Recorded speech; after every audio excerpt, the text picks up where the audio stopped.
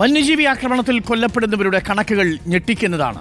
കഴിഞ്ഞ 3.5 വർഷത്തിനിടയിൽ 316 മനുഷ്യജീവനുകളാണ് കേരളത്തിൽ പൊലിഞ്ഞുപോയത്. 3 ദിവസത്തിനിടെ കാട്ടാന ആക്രമണത്തിൽ കോതമംഗലത്ത് മാത്രം മരിച്ചത് 2 പേരാണ്. ഒരാൾ വിദ്യാർത്ഥിനി, ആ വിദ്യാർത്ഥിനി സഹപാഠിക്കൊപ്പം ബൈക്കിൽ സഞ്ചരിക്കവേ ആന മറിച്ചിട്ട പനവീണാണ് മരണം. 8 വർഷത്തിനിടെ കൊല്ലപ്പെട്ടത് 909 പേരാണ്. സാരമായി പരിക്കേറ്റവർ 7492. നമുക്കൊരു വനംവകുപ്പുണ്ട്, വനം വകുപ്പിനൊരു മന്ത്രിയുണ്ട്. ആനക്കലി ആളെ കൊല്ലുന്നതും പരിക്കേൽപ്പിക്കുന്നതും കാണുന്നുണ്ടോ എന്നാണ് ചോദ്യം. 2023-24, അതായത് കഴിഞ്ഞ വർഷത്തെ കണക്ക് കൂടി നോക്കിയാൽ 94 പേരാണ് വിവിധ വന്യമൃഗങ്ങളുടെ ആക്രമണത്തിൽ കൊല്ലപ്പെട്ടത്. 1603 പേർക്ക് പരിക്കുപറ്റി.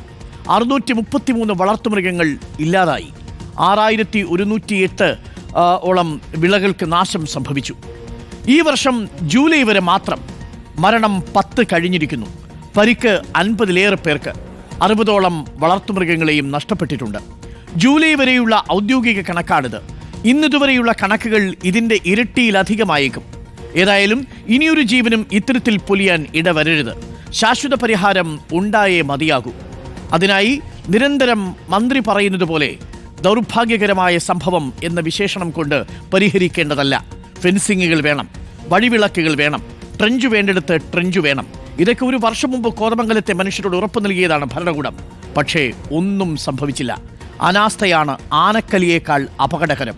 ഇങ്ങനൊരു വനം വകുപ്പ് എന്തിന് എന്ന ചോദ്യം നാട്ടുകാർ ചോദിച്ചാൽ അതിൽ കുറ്റം പറയാനാവില്ല എന്നർത്ഥം.